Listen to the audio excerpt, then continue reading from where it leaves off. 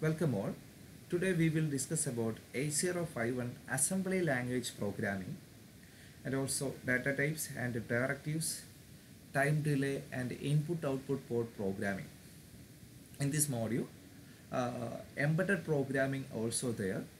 There will be different data types and time delay in C, input output port programming, timer counter programming, serial port programming, interfacing LCD, stepper motor, ADC and DAC with the 8051 microcontroller. ഇതെല്ലാമാണ് നമ്മുടെ ഈ ഒരു മോഡ്യൂളിൻ്റെ syllabus. So first നമുക്ക് 8051 assembly language പ്രോഗ്രാമിങ്ങിനെ കുറിച്ച് പഠിക്കാം. So programming എന്ന് വെച്ചാൽ എന്താണ്? നമ്മുടെ മനസ്സിലുള്ള ഒരു ഐഡിയ അല്ലെങ്കിൽ ഒരു ഫംഗ്ഷൻ പെർഫോം ചെയ്യാനായി നമ്മൾ ആ മൈക്രോ കൺട്രോളറിനെ ഇൻസ്ട്രക്ട് ചെയ്യുന്നതിനെയാണ് എന്ത് വിളിക്കുന്നത്? പ്രോഗ്രാമിംഗ് എന്ന് വിളിക്കുന്നത്, അല്ലേ? നമ്മൾ കമാൻഡ് കൊടുക്കണം, അല്ലെങ്കിൽ ഇൻസ്ട്രക്ഷൻസ് കൊടുക്കണം. ഏറ്റവും സിമ്പിൾ എക്സാമ്പിളാണ് മൈക്രോ കൺട്രോളറിൻ്റെ ഒരു രജിസ്റ്ററിലുള്ള ഒരു ഡാറ്റ അല്ലെങ്കിൽ ഒരു പർട്ടിക്കുലർ രജിസ്റ്ററിലേക്ക് ഒരു ഡാറ്റ കോപ്പി ചെയ്യണം. അതിന് വേണ്ടി യൂസ് ചെയ്യാൻ പറ്റുന്ന ഒരു കമാൻഡാണ് മൂവ് ഇൻസ്ട്രക്ഷൻ. സോ മൂവ് എപ്പോഴും മൂവിൻ്റെ കൂടെ ഒരു ഡെസ്റ്റിനേഷനും കാണും, സോഴ്സും കാണും. മൂവ് ഡെസ്റ്റിനേഷൻ സോഴ്സ് എന്ന് പറയുമ്പോൾ ആ സോഴ്സിലെ കണ്ടന്റ് ഡെസ്റ്റിനേഷനിലേക്ക് എന്ത് ചെയ്യുന്നു? മൂവ് ചെയ്യുന്നു. അല്ലെങ്കിൽ ബേസിക്കലി അതെന്താണ്? ഒരു കോപ്പിംഗ് ആണ്. സോഴ്സിലെ കണ്ടന്റ് ഡെസ്റ്റിനേഷനിലേക്ക് കോപ്പി ചെയ്യുന്നു. എക്സാമ്പിളാണ് മൂവ് A,55H. ഒരു ഹെക്സ് ആണ് ആ ഡാറ്റ. 55H എന്ന് പറഞ്ഞാൽ ഹെക്സ് വാല്യൂ എ എന്ന് പറഞ്ഞ അക്യുമുലേറ്ററിലേക്ക് ലോഡാകും അല്ലെങ്കിൽ കോപ്പി ചെയ്യുന്നു. അപ്പോൾ ഇപ്പോൾ എയിലെ കണ്ടന്റ് എന്നത് 55 ആയിരിക്കും. Next move R1,A. എ എന്ന അക്യുമുലേറ്ററിലെ കണ്ടന്റ് R1 എന്ന രജിസ്റ്ററിലേക്ക് മൂവ് ചെയ്യുന്നു. Then move R2,A. എ എന്ന അക്യുമുലേറ്ററിലെ കണ്ടന്റ് R2ലേക്ക് മൂവ് ചെയ്യുന്നു. സോ ഇത്തരം ഇതിനെ എന്ത് വിളിക്കാം? നമുക്ക് ഒരു ഇൻസ്ട്രക്ഷൻ എന്ന് വിളിക്കാം, അല്ലേ?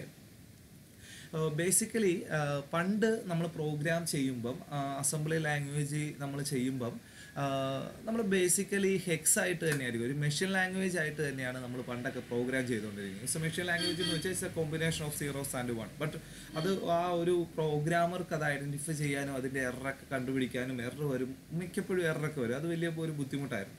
അങ്ങനെയാണ് നമ്മൾ നേരെ അസംബ്ലി ലാംഗ്വേജിനെ ഒന്ന് കൺവേർട്ട് ചെയ്ത് ന്യൂമോണിക്സ് യൂസ് ചെയ്യാൻ തുടങ്ങി. ന്യൂമോണിക്സ് എന്ന് വെച്ചാൽ ഒരു ഷോർട്ട് അബ്രിവേഷൻ, ഒരു ഇൻസ്ട്രക്ഷൻ്റെ ഒരു ഷോർട്ട് ഫോമിനെയാണ് ന്യൂമോണിക്സ് എന്ന് വിളിക്കുന്നത്. ഫോർ എക്സാമ്പിൾ, കുറച്ച് മുമ്പ് മൂവ്മെൻറ്റിന് വേണ്ടിയുള്ള ആ ഒരു ഇൻസ്ട്രക്ഷനെ നമ്മൾ ജസ്റ്റ് മൂവ് MOV എന്ന വിളിച്ചാൽ അതുപോലെയുള്ള ഷോർട്ട് ഫോംസ് യൂസ് ചെയ്യാൻ തുടങ്ങി. ആ ഷോർട്ട് ഫോംസിൻ്റെ കൂടെ എന്തുകൊണ്ടായിരിക്കും?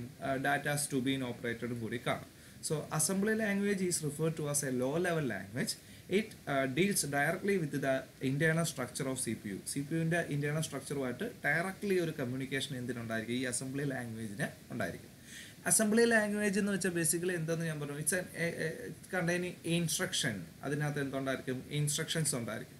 ന്യൂമോണിക്കാണ് അതിൻ്റെ മെയിൻ പാർട്ട്. അത് എന്തായിരിക്കും? അബ്രിവേഷൻ ആയിരിക്കും, ഷോർട്ട് ഫോം ആയിരിക്കും, easy to remember, easy to understand ആകുന്ന ഷോർട്ട് ഫോംസ് ആയിരിക്കും. ഓപ്ഷൻ എ, ആ ന്യൂമോണിക്കിന് ശേഷം എന്ത് വരും? വൺ ഓർ ടു ഓപ്പാരൻ്റ് കാണും. Operand means data items being manipulated. അതിനെയാണ് ഓപ്പാരൻ്റ് എന്ന് വിളിക്കുന്നത്. ഒരു സ്ട്രക്ചർ ഓഫ് അസംബ്ലി ലാംഗ്വേജിൻ്റെ ഒരു സിമ്പിൾ സ്ട്രക്ചർ പറഞ്ഞിട്ടുണ്ട്. ഫസ്റ്റ് ഒരു ലേബൽ കാണും, പിന്നെ ന്യൂമോണിക് കാണും, ഒരു ഷോർട്ട് വേർഡ്സ് കാണും, പിന്നെ ഓപ്പാരൻ്റ് കാണും, പിന്നെ സെമി കോളനിട്ട് നമുക്ക് കമൻറ്റ് എഴുതാം.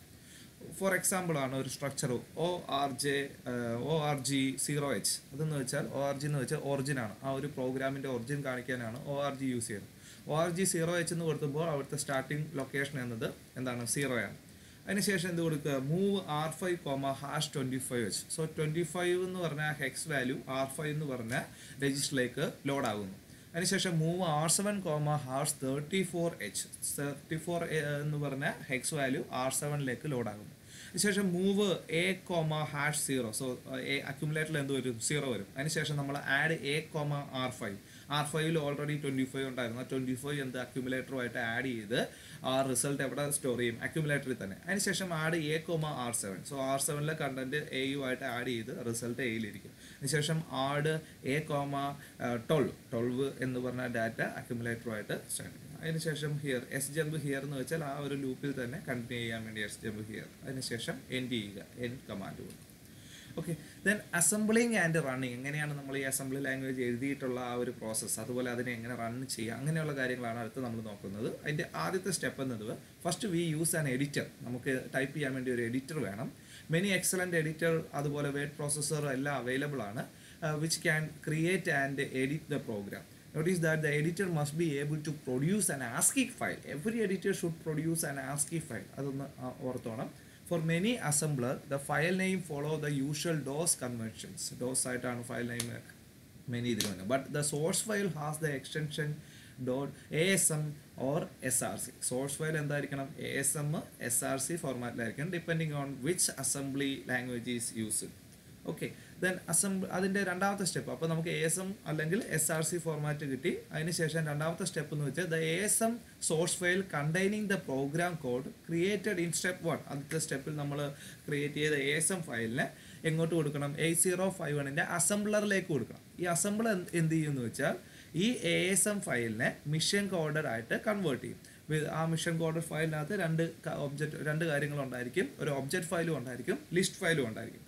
The extension for object file is OBJ. OBJ ആയിരിക്കും object ഫയലിൻ്റെ extension, while the extension for the list file is LST. LST ആയിരിക്കും ആ ലിസ്റ്റ് ഫയലിൻ്റെ എക്സ്റ്റൻഷൻ. ആ ലിസ്റ്റ് ഫയൽ പ്രോഗ്രാമറിന് വേണമെങ്കിൽ യൂസ് ചെയ്യാം. അത് എന്തിനാന്ന് വെച്ചാൽ സിൻടാക്സ് എററിനും കണ്ടുപിടിക്കാനും ഡീബഗിങ്ങിനും വേണ്ടിയൊക്കെ ലിസ്റ്റ് ഫയൽ യൂസ് ചെയ്യാം. മൂന്നാമത്തെ സ്റ്റെപ്പ്, നമ്മുടെ അസംബ്ലിങ് ആൻഡ് റണ്ണിങ്ങിൻ്റെ മൂന്നാമത്തെ സ്റ്റെപ്പ് എന്ന് വെച്ചാൽ assembler required a third step called linking. Linking എന്ന് പറഞ്ഞൊരു പ്രോഗ്രാമിംഗ് അവിടെ യൂസ് ചെയ്യണം. Program in this program take one or more ഒബ്ജക്റ്റിനെ ഇൻപുട്ടായിട്ട് എടുത്തിട്ട് ആ ഒബ്ജക്റ്റിനെ അബ്സല്യൂട്ട് ഒബ്ജക്റ്റ് ആയിട്ട് കൺവേർട്ട് ചെയ്യും. Called absolute object with an extension of ABS. So ആ OBJ എന്ന് പറഞ്ഞ എക്സ്റ്റൻഷനെ ABS ആക്കി അബ്സല്യൂട്ട് ഒബ്ജക്റ്റ് ആക്കി കൺവേർട്ട് ചെയ്യും. ആര്? ലിങ്കിങ് മുഖേന. അടുത്തൊരു സ്റ്റെപ്പ് എന്ന് വെച്ചാൽ next the ABS file is fed into a program called OH. OH means object to hex converter ആണ്. ഒബ്ജക്റ്റിനെ ഇപ്പോൾ നമുക്ക് മൂന്നാമത്തെ സ്റ്റെപ്പ് ഒബ്ജക്റ്റ് കിട്ടിയിരിക്കും. ആ ഒബ്ജക്റ്റിനെ ഹെക്സ് ആക്കി കൺവേർട്ട് ചെയ്യുന്ന OHലേക്ക് കൊടുക്കും, OH പ്രോഗ്രാമിലേക്ക് കൊടുക്കും. That OH program which create a file with an extension .hex. Hex എന്ന് പറഞ്ഞ ഒരു ഫോർമാറ്റിൽ നമുക്കിപ്പോൾ ഫയൽ കിട്ടും. That is ready to burn into ROM. അതിപ്പോൾ റോമിലേക്ക് അപ്ലോഡ് ചെയ്യാൻ പാകത്തിന് ഇരിക്കുകയാണ്. അത് നമ്മൾ മൈക്രോ കൺട്രോളറിലേക്ക് എന്ത് ചെയ്യും? അപ്ലോഡ് കൊടുത്തിട്ടുണ്ടെങ്കിൽ ഈ നമ്മൾ ടൈപ്പ് ചെയ്ത പ്രോഗ്രാമിങ്ങിന് കറസ്പോണ്ടിങ് ആയിട്ടുള്ള നമുക്ക് മനസ്സിലാകുന്ന ലാംഗ്വേജിനെ അസംബ്ലർ എന്താക്കി കൺവേർട്ട് ചെയ്തു? ഹെക്സ് ആക്കി കൺവേർട്ട് ചെയ്തു. ആ ഹെക്സിനെ ഇപ്പോൾ എങ്ങോട്ട് കൺവേർട്ട് ചെയ്യും? എങ്ങോട്ട് അപ്ലോഡ് ചെയ്യണം? നമ്മുടെ മൈക്രോ കൺട്രോളറിൻ്റെ മെമ്മറിയിലേക്ക്, റോമിലേക്ക് അപ്ലോഡ് ചെയ്യണം. സോ ഇതാണ് അസംബ്ലിങ് ആൻഡ് റണ്ണിങ്ങിൻ്റെ ഒരു ഫ്ലോ ചാർട്ടാണ്. ഫസ്റ്റ് അപ്പോൾ ആ എഡിറ്റർ പ്രോഗ്രാമിനകത്ത് നമ്മൾ ഫയൽ കാര്യങ്ങളൊക്കെ ടൈപ്പ് ചെയ്തു, ഫയലിനെ സേവ് ചെയ്തു, ഫയൽ നെയിം .asm ആയിട്ട് നമ്മൾ സേവ് ചെയ്യും. ദെൻ അസംബ്ലർ പ്രോഗ്രാം അത് എന്ത് ചെയ്യും? ആ .asm ഫയലിനെ രണ്ട് ഒബ്ജക്റ്റ് ആക്കി മാറ്റും. ഒന്ന് ഒരു ലിസ്റ്റ് ഫയൽ ആക്കി മാറ്റും, അതുപോലെ ഒബ്ജക്റ്റ് ഫയൽ ആക്കി മാറ്റും. ആ ഒബ്ജക്റ്റ് ഫയലിനെ നേരെ കുറച്ച് ഒബ്ജക്റ്റ് ഫയൽസിനെ നേരെ ലിങ്കർ പ്രോഗ്രാമിലേക്ക് കൊടുക്കും. ലിങ്കർ പ്രോഗ്രാം അതിനെ ഒരു അബ്സല്യൂട്ട് ഒബ്ജക്റ്റ് ആക്കി മാറ്റും. മൈ ഫയൽ .abs ആക്കി ABS ഫോർമാറ്റിലാക്കി ആ ABS ഫോർമാറ്റിനെ നമ്മൾ ഒബ്ജക്റ്റ് ടു ഹെക്സ് കൺവേർട്ടറിലേക്ക് കൊടുക്കും, OH പ്രോഗ്രാമിലേക്ക് കൊടുക്കും. OH പ്രോഗ്രാം അതിനെ എന്താക്കി മാറ്റും? നമ്മുടെ മൈ ഫയൽ ഹെക്സ് ആക്കി മാറ്റും. അതായത് നമ്മുടെ 8051ലേക്ക് അപ്ലോഡ് ചെയ്യാൻ പറ്റുന്ന രീതിയിലുള്ള ഒരു ഫോർമാറ്റിലേക്ക് ആക്കും. ഓക്കെ, ഇത്രയും കാര്യങ്ങളാണ് അസംബ്ലിങ് ആൻഡ് റണ്ണിങ് കേസിൽ നമ്മൾ മനസ്സിലാക്കേണ്ട കാര്യം. ഇനി മൈക്രോ കൺട്രോളറിനകത്ത് യൂസ് ചെയ്യുന്ന നമ്മുടെ 8051നകത്ത് യൂസ് ചെയ്യുന്ന ഡിഫറെൻറ്റ് ഡാറ്റ ടൈപ്സിനെ കുറിച്ച് നമ്മൾ അറിഞ്ഞിരിക്കണം. 8051 ഹാസ് ഓൺലി 1 ഡാറ്റ ടൈപ്പ്. ഒരു 8 ബിറ്റ് ആണ് അതിൻ്റെ എല്ലാ കേസിലും 8 ബിറ്റ് ആയിരിക്കും. The size of each register also 8 bit. എല്ലാ രജിസ്റ്ററും എന്തായിരിക്കും? 8 ബിറ്റ് ആയിരിക്കും. It is a job of the programmer to break down data larger than 8 bit. So programmer എന്ത് ചെയ്യും? 8 ബിറ്റിൽ കൂടിയ ഒരു ഡാറ്റ വന്നിട്ടുണ്ടെങ്കിൽ പ്രോഗ്രാമർ അതിനെ സ്പ്ലിറ്റ് ആക്കണം. Okay, the data type can be positive ആകാം അല്ലെങ്കിൽ നെഗറ്റീവ് ആകാം. ഇനി മറ്റൊരു ഡാറ്റ ഡയറക്റ്റീവ് ആണ്. DB എന്ന് വെച്ചാൽ ഡാറ്റ ഡയറക്റ്റീവ് ആണ്. DB ഡിഫൈൻഡ് ബൈറ്റ് എന്ന് പറയും. DB is a data directive, is a most widely used data directive in the assembler. It is used to define the 8 bit data. ആ 8 bit data എങ്ങനത്തെ 8 bit ഡാറ്റയാണ്? അതൊരു decimal ആണോ, binary ആണോ, HECS ആണോ, ASCII format ആണോ എന്ന് define ചെയ്യുന്ന ഒരു ഡയറക്റ്റീവാണ് DB, ഡിഫൈൻഡ് ബൈറ്റ്. ആ കൊടുത്തിരിക്കുന്ന ബൈറ്റ് എന്ത് ഫോർമാറ്റിലുള്ളതാണ് ആ ഡിഫൈൻ ചെയ്യുന്നതാണ് DB എന്ന directive. Okay, so DB directive. DB defined byte എന്ന് പറയും. എക്സാമ്പിൾ ORG 500H എന്ന് കൊടുത്തിട്ടുണ്ട്. ഫസ്റ്റ് വൺ ഡാറ്റ DB28 എന്ന് കൊടുത്തിട്ടുണ്ട്. നമ്മൾ ശ്രദ്ധിക്കേണ്ട ഒരു കാര്യം, ഈ D after the decimal number is ഓപ്ഷണലാണ്. അപ്പം ഡെസിമൽ നമ്പർ എഴുതുമ്പോൾ അതിൻ്റെ ഏറ്റവും എൻഡിൽ നമ്മൾ D എന്ന് കൊടുക്കണ്ട. ഒന്നും കൊടുത്തില്ലെങ്കിൽ അത് ഡെസിമലാണ്. ബൈനറി ആണെങ്കിൽ അതിൻ്റെ എൻഡിൽ B എന്ന് കൊടുക്കണം. ഹെക്സ് ആണെങ്കിൽ അതിൻ്റെ എൻഡിൽ H എന്ന് കൊടുക്കണം. സോ നമ്മൾ അടുത്ത എക്സാമ്പിൾ നോക്കുമ്പോൾ നമുക്ക് മനസ്സിലാവും. Data 1 DB28. ആ 28 എന്നത് ഡെസിമലാണ്. ഡാറ്റ 2 എന്നത് DB ഡാറ്റ ഡിഫൈൻ എന്ന് നമ്മൾ കൊടുത്തിട്ട് ആ 00110101B എന്ന ഏറ്റവും ലാസ്റ്റ് കൊടുത്തിരിക്കുന്നത് data is A binary data. ഇനി ഹെക്സ് ആണെങ്കിൽ DB39H എന്ന് കൊടുക്കുക. 39 എന്നത് ഹെക്സ് വാല്യൂ ആയതുകൊണ്ട് അതിൻ്റെ എൻഡിൽ ഒരു H കൊടുക്കുക. സോ ഇങ്ങനെയായിരിക്കും നമ്മൾ ഓർക്കുന്നത്. കണ്ടോ, അടുത്ത DB ഒരു ആസ്കി നമ്പറിൻ്റെ ഒരു ഡെഫിനേഷൻ നോക്കി. ആസ്കി നമ്പറിൻ്റെ ഒരു ഇതാണ് അത്. അതുപോലെ തന്നെ ക്യാരക്ടറിൻ്റെ കേസിലും നോക്കുക.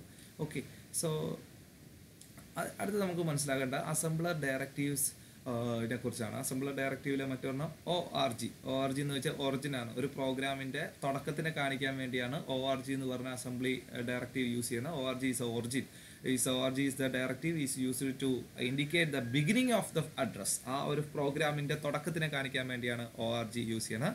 The number that come after ORG can be either in hex and decimal. അത് ആക്ച്വലി അഡ്രസ് ആണ് കാണിക്കുന്നത്, അതിൻ്റെ സ്റ്റാർട്ട് എന്നാണ്.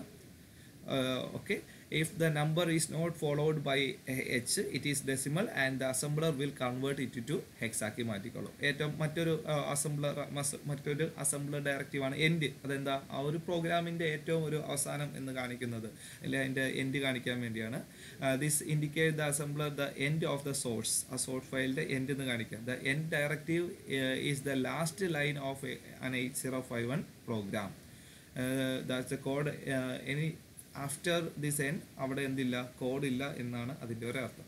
അടുത്ത ഇക്വേറ്റ് എന്ന് പറഞ്ഞാൽ EQU എന്ന് പറഞ്ഞൊരു സംഭവമുണ്ട്. ഇക്വേറ്റ് എന്ന് വെച്ചാൽ ഏതെങ്കിലും ഒരു വാല്യൂ കൊടുക്കാൻ വേണ്ടി യൂസ് ചെയ്യണം. This is used to define a constant without occupying a memory location.